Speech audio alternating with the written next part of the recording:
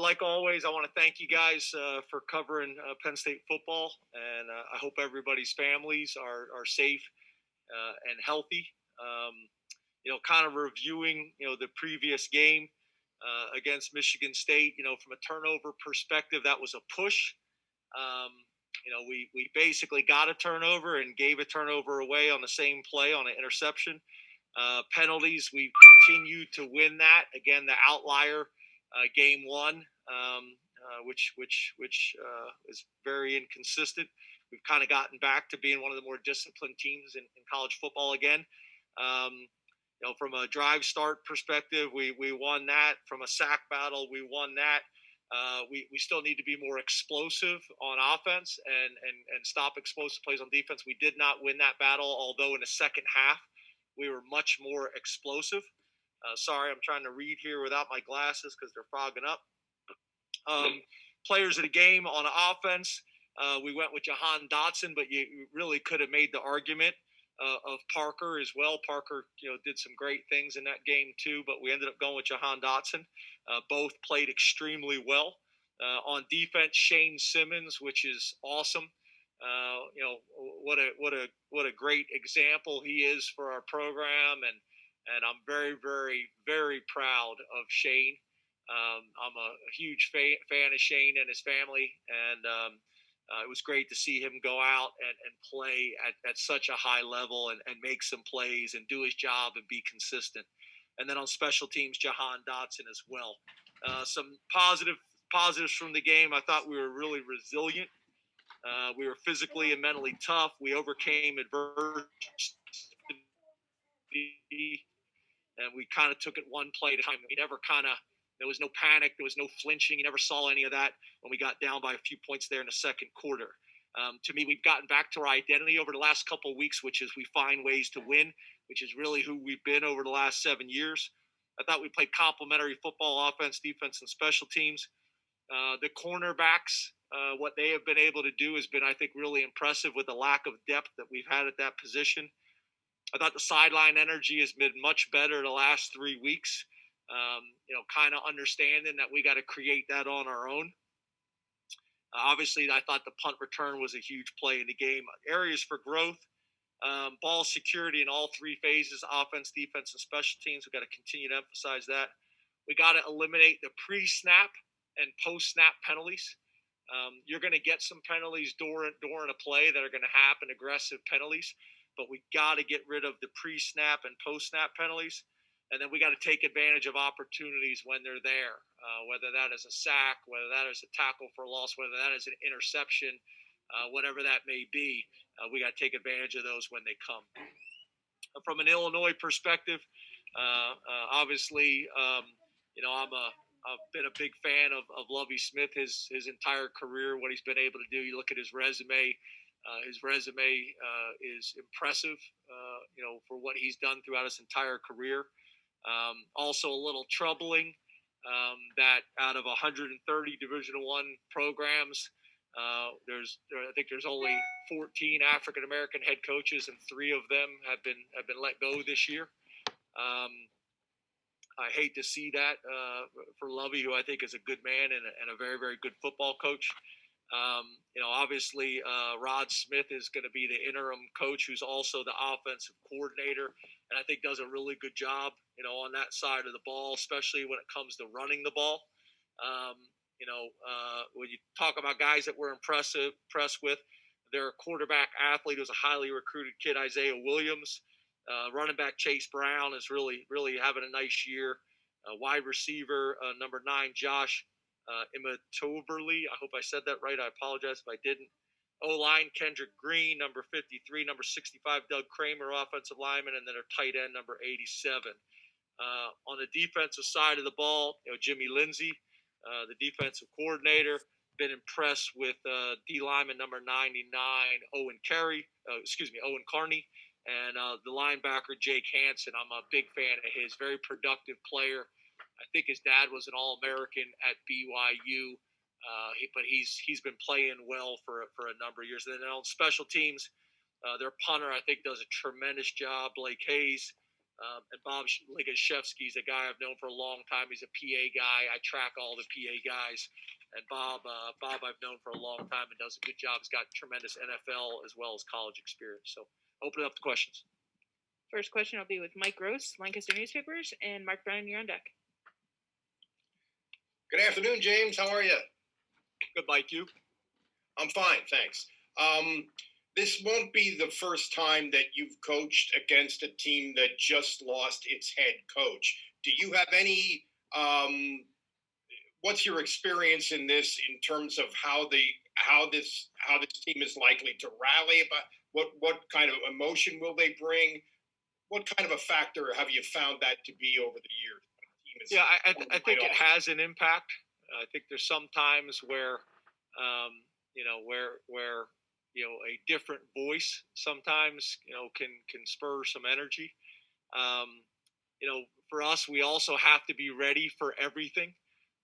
We have to be ready for them going for it more on fourth down. We have to be ready for them to pressure more than maybe they've pressured on the defensive side of the ball, maybe more cover zero.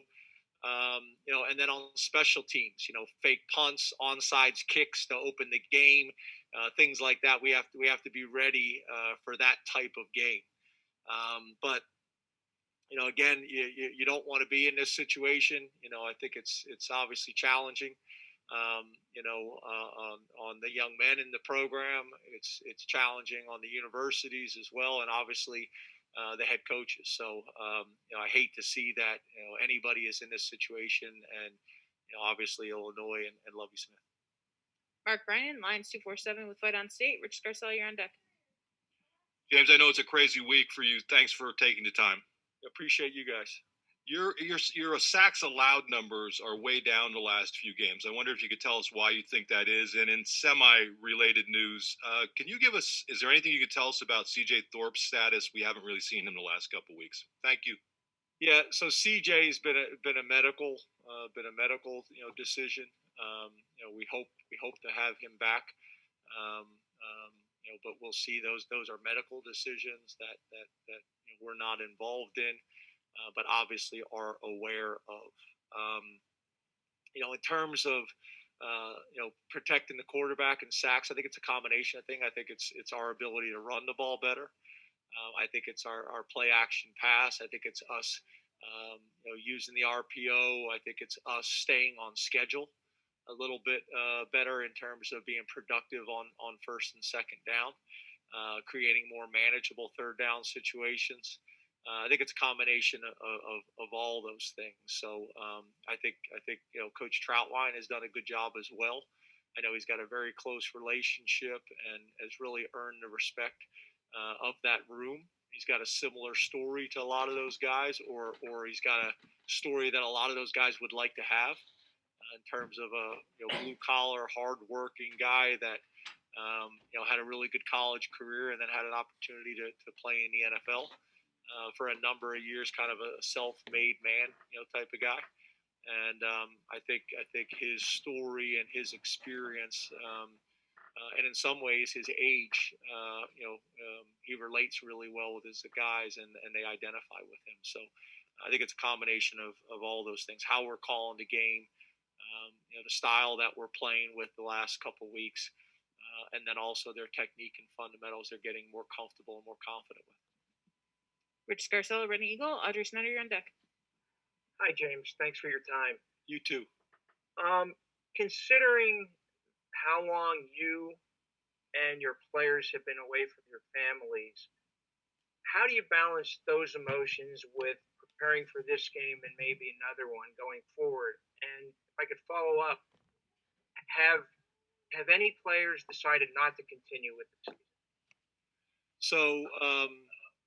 So yeah, it's been a challenge. There's no doubt about it. I think last week, was a challenge because, the way we ended up doing it in the conference, last week was essentially our last game, and we were waiting to find out what the next game was. And I just think that created some challenges. You're in the locker room, and there's not another game technically on the schedule. And I think all the Big Ten games were done by like 8:00. So I think it would have been helpful if that meeting and those decisions were made Saturday night, or Saturday evening type of deal. I think that would have been helpful. Would have helped the coaches get the game plans and the breakdowns going, and to help the players kind of manage and understand, and their parents make plans. Um, but yeah, that's been challenging. I think I addressed it Saturday night in the locker room, and then as soon as we kind of had a feeling, Sunday morning, I know, the conference and the ads were all together, kind of working on that. As soon as we knew and found out, we were rolling full steam ahead. We kind of knew a little bit before it was announced publicly, obviously, so we were able to start to break down and get the film downloaded for the players to watch. I didn't tell them until it was announced, because I didn't want anybody to put anything on social media. But I think they also saw the only game that was downloaded, on the system was Illinois. But the other thing we didn't know is, was it going to be home or away? So trying to kind of figure out all those things and the planning that needed to take place for both sides, was difficult and challenging. And then what we're going to do, is Saturday night after the game, because as you know, we take a 1-0 mentality. Saturday night after the game, we'll have another discussion. Audrey Snyder, The Athletic. Corey Geiger, you're on the deck. Hey, James, thanks for the time. You too. We'll hear from Andy Frank tomorrow, and I'm just wondering, since 2021 was so unusual for so many reasons, 21 cycle, are there any examples that come to mind of what your recruiting department has done, maybe behind the scenes, that we haven't seen or that we wouldn't be aware of? Yeah, good question, Audrey. It's just so different. I think, and you guys have heard me say this before. You look at the number of Division I players in the state of Pennsylvania over the last 30 years. It's changed. You look at the population in the state of Pennsylvania, it's gone down. You look at the number of high school graduates in the state of Pennsylvania, it has gone down. Still really good football is played here. Still really good players are played here. But this is also a place where you got to come and see it, and you got to have a plan to come and see it, whether it's a game or whether it's a spring game or whether it's a junior day during spring practice. And it's a special place, but you got to come see it. Well, not being able to do all those things, not having spring ball, not having summer, we've just had to be really creative in terms of how do we show the campus? How do we give a campus tour? How do we give a facilities tour? How do we build connections and bonds with people? Because half of the class probably has been here, but half of the class hasn't. It makes me think all the way back to Torrance Brown and Christian Campbell, that committed to Penn State the night before signing day without ever seeing the place, and didn't come on their official visit until the spring game after they signed. It's been very unusual. So the recruiting staff has had to be very creative and finding different ways to connect and attract the best student athletes that we possibly could be. And a lot of it was Zoom. A lot of it was FaceTime. A lot of it was videos that we tried to do to be creative and be different. Mail that you're sending. Group Zoom calls, individual FaceTime calls, just as many different things that we could find, showing them, again, in the campus tour, showing them the facilities, setting up a meeting with the strength coaches, because they typically would be able to meet with our strength staff, or setting up a meeting with our academic staff, because they usually would sit down with our academic staff, having to do all those through Zoom. So it just, we tried to recreate everything that we normally would do, but you're doing it virtually. And, that's not easy to do. Corey Geiger, Nittany Sports Now. Ben Jones, you're on deck. Hi, James. Another recruiting question. Certainly a massive amount of time and manpower is spent into recruiting high school kids. But with the one-time transfer rule expected to pass next month, how much do you think logistically things are going to have to change in college football with the amount of time you're spending recruiting the portal? the amount of manpower, hours, staff? How will all that change?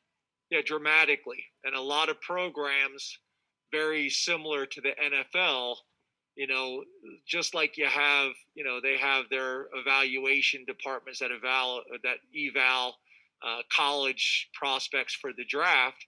They also have pro player personnel departments where they're evaluating the roster of other teams. And a lot of the programs across the country have done that, very similar to an NFL model where you have a completely separate recruiting department, studying other people's rosters and being ready to take transfers. I think you're going to see that. You're going to see that on a significant level, this year across college football. I think about how much college football has changed, over the last 5 years, maybe over the last 10 years, with all the rules, with all the things being discussed. It's very different. It's very different, and you have to be willing to change with those times. And I know sometimes people, get frustrated with it, or don't understand it, or want things to go back the way they were. That's not happening. So you got to embrace it, and you got to move forward. But I think your point is a good one. I think over the last number of years, a lot of programs have saved scholarships for transfers even before the new rule.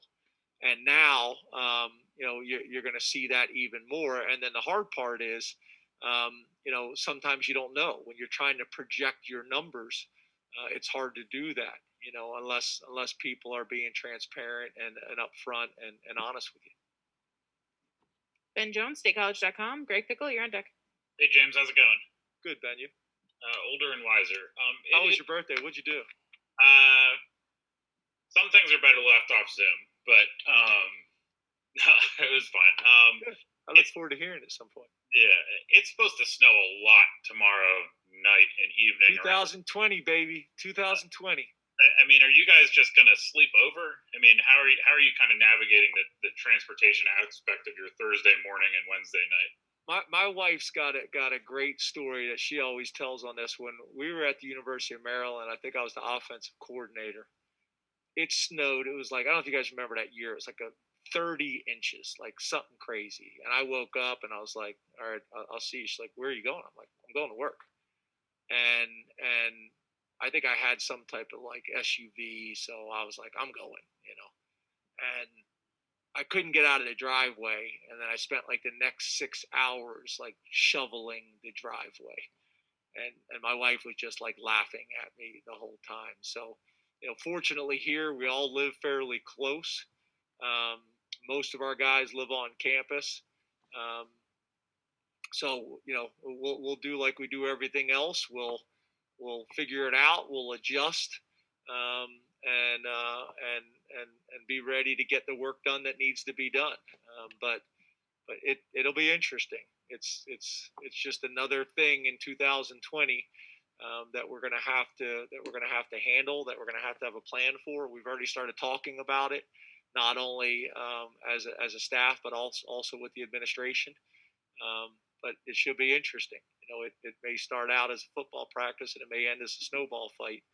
And as long as I don't get hit in the face, I'm good. Greg Picklepen Live. Thomas Frank Carr, you're on deck. Good afternoon, Coach. You talked about it some last week, but how will you guys balance the signing day celebration tomorrow and the fact that you're game planning, practicing, having your normal staff meetings, position meetings, and all that? How's that going to look? And shoveling snow. I think the way we have it planned out is, for about a 3-hour block of time, I'm going to shift my time from typically a Wednesday offense, defense, and special teams, and I'm going to be handling the recruits with the recruiting staff. The coaches will do their normal game planning, but we have the calls scheduled at a certain time. So recruit X, which I can't say his name. I almost said one of their guys' names right now and got myself in trouble. But so recruit X is going to call in at 7:00. At 7:00, that position coach and that area coach will step out of their meetings and be with me to greet them with the recruiting staff on Zoom. And then they'll go back to work. And then at 7:15, the next guy's calling in, and that guy will step out of the meeting and be there with me to celebrate that young man and their families and try to make it as special as we possibly can. But like to your point, we got meetings that day, we got practice that day, and we got a game on Saturday. So we gotta find a way to balance it. So for the most part, me and the recruiting staff will handle that, and the position coaches and the area coaches will pop in and out throughout the day. But it helps that it's scheduled ahead of time. There's also a bunch of stuff that we have pre-recorded ahead of time, which that will help to make these young men and their families feel special. This is a day to celebrate their futures and the decisions that they have made, and we want to make sure we do everything we can, especially when they've lost out on so much already, like official visits and things like that. T. Frank Carr, ESPN Radio 1450, and Parth, you're on deck. Hey, James, happy holidays. You as well. I want to ask you a little bit, if you don't mind, about your relationship in-game with Kirk Shiraka and Sean Clifford. You're well known for being an aggressive coach and wanting to create explosive plays.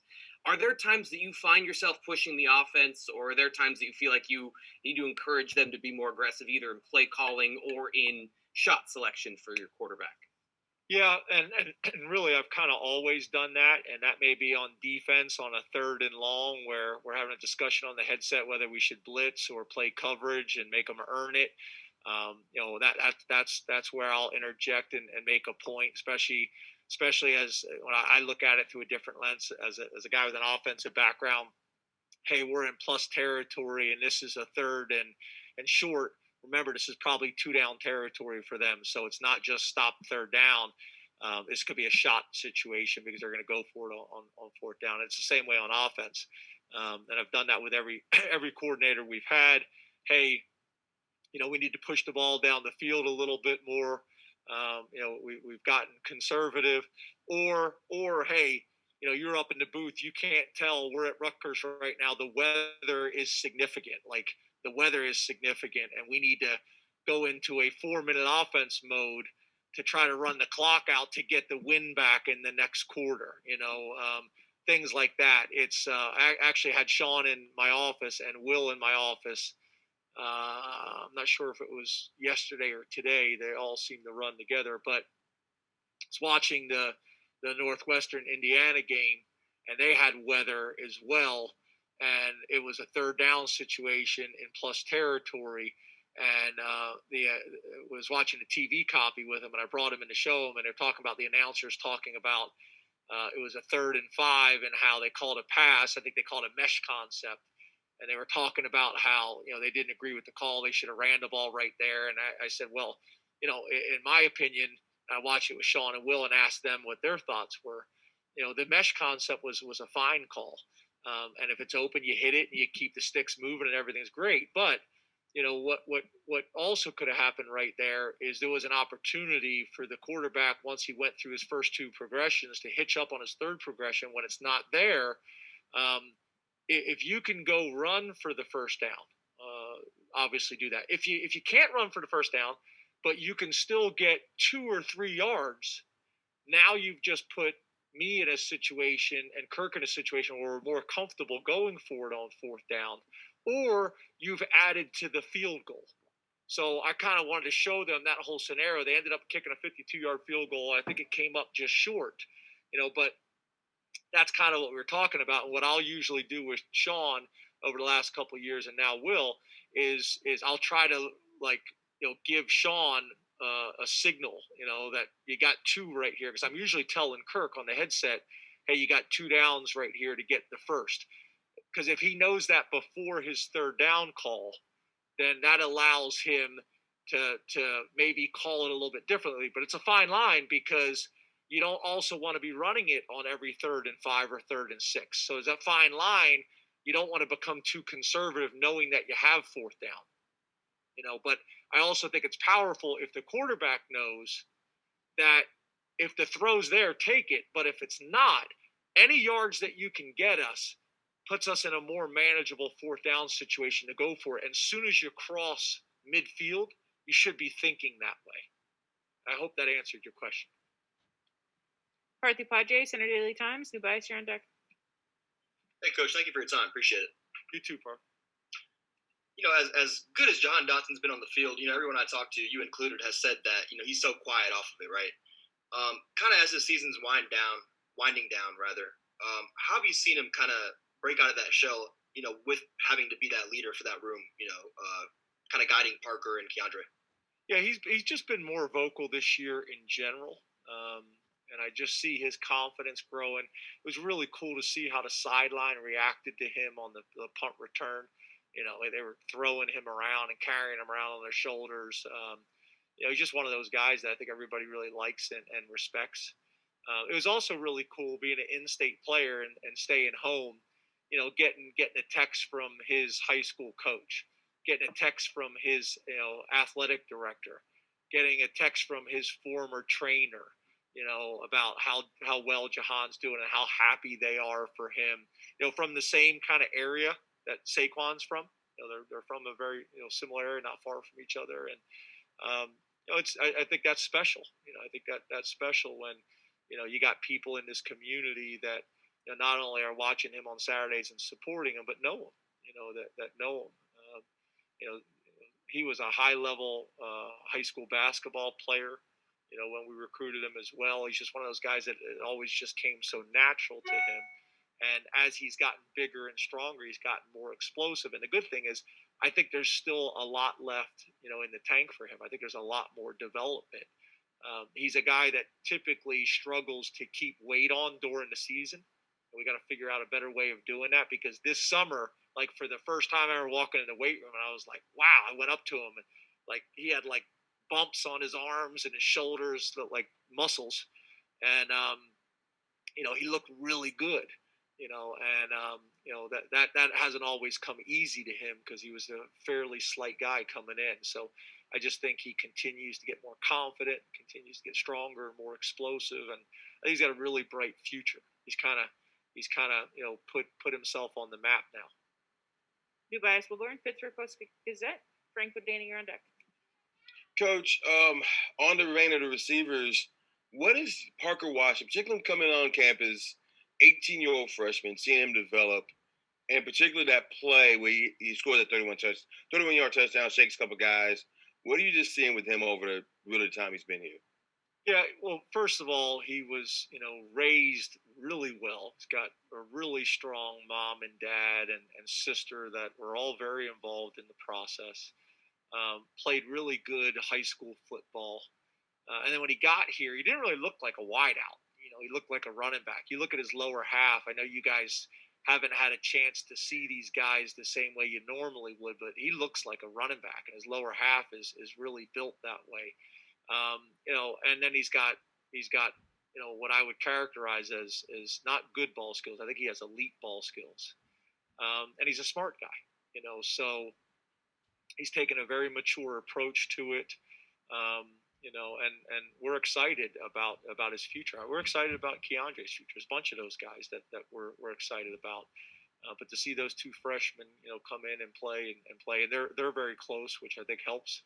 Those guys are always out there early on the jugs machine and staying late, and they've picked things up. So I think he's had a great freshman year, and I think it's something that we can really build on. But I think it's his ball skills. I think it's his intelligence. I think it's his maturity.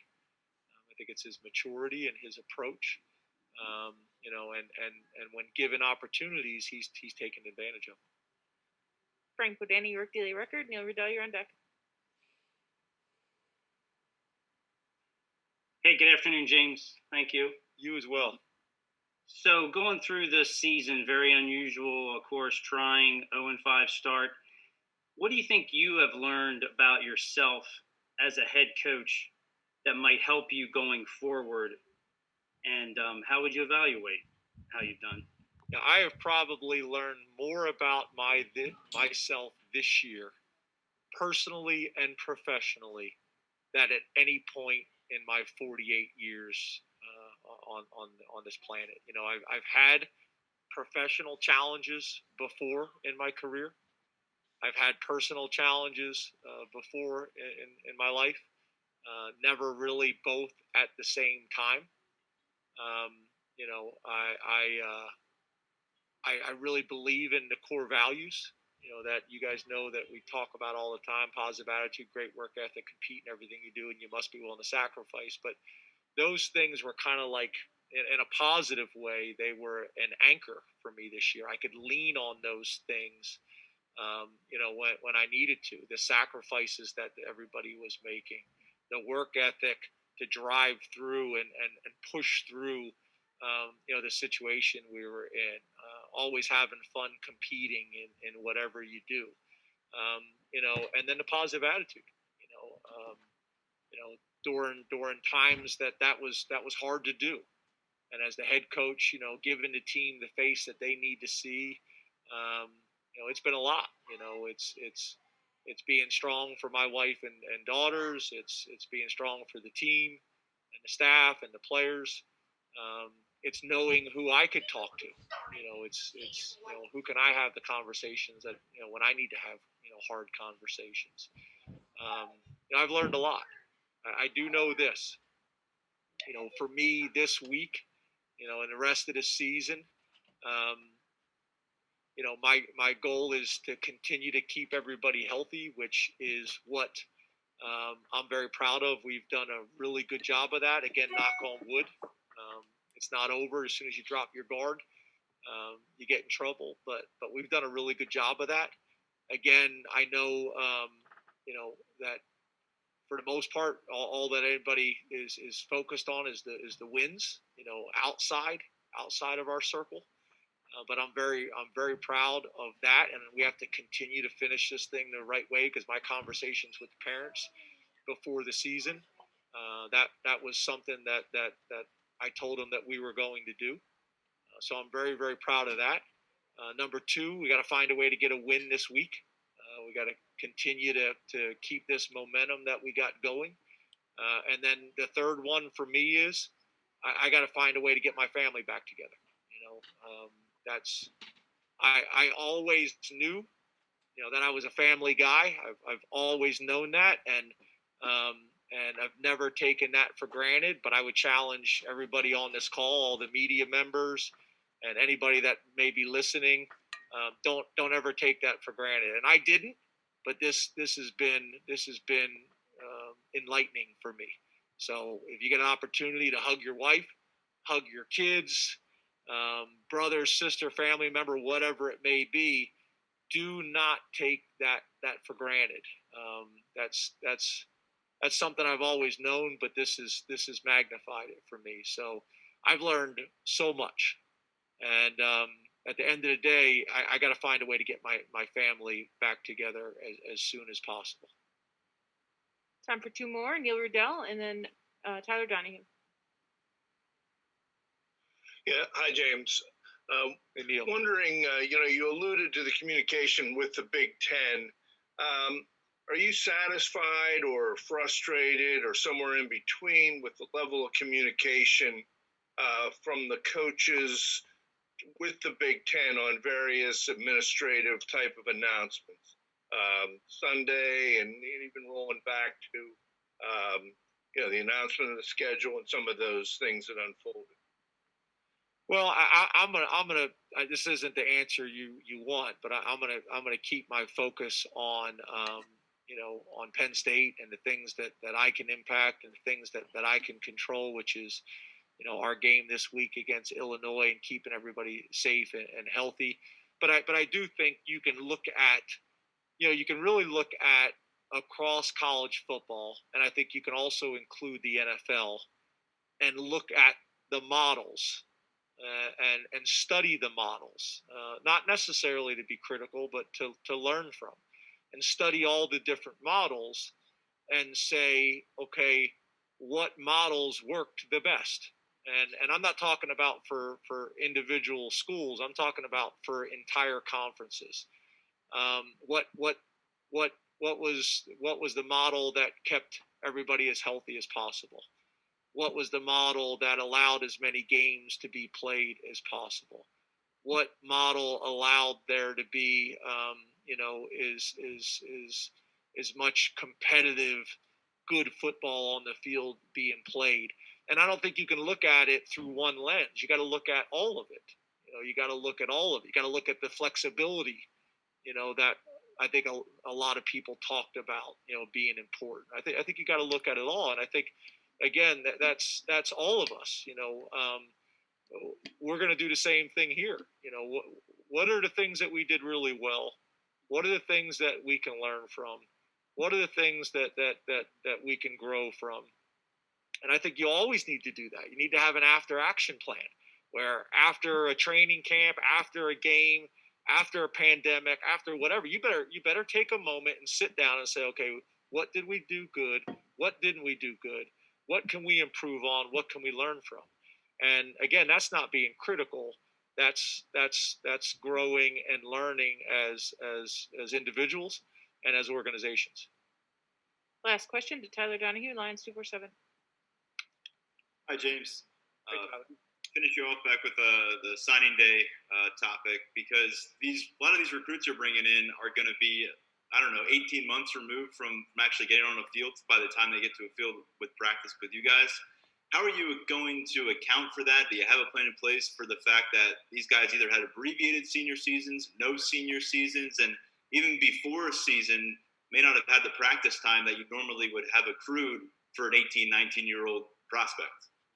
Yeah, they're all the things that we're working on right now. Actually, I just got a phone call about an hour ago with Scott Sidwell and Kevin Threlkill where we were talking about that. Okay,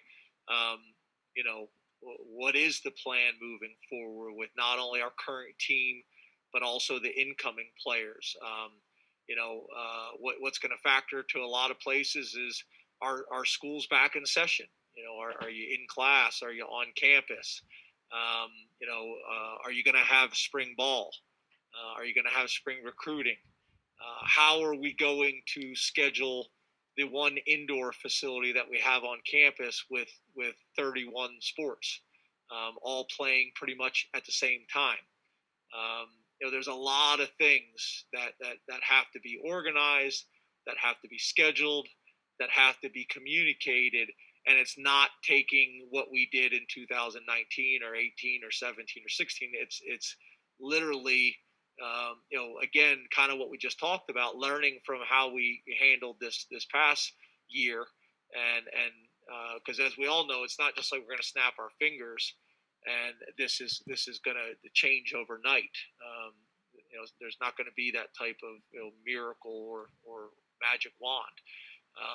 So we have to plan for it. But the challenge is planning is when you don't really know what the semester is actually going to look like on all these campuses and how the NCAA is going to handle it and how the Big Ten is going to handle it. So you're going to have multiple models built up. So that's literally what we're working on now. Thank you very much, Coach. Thanks, everybody.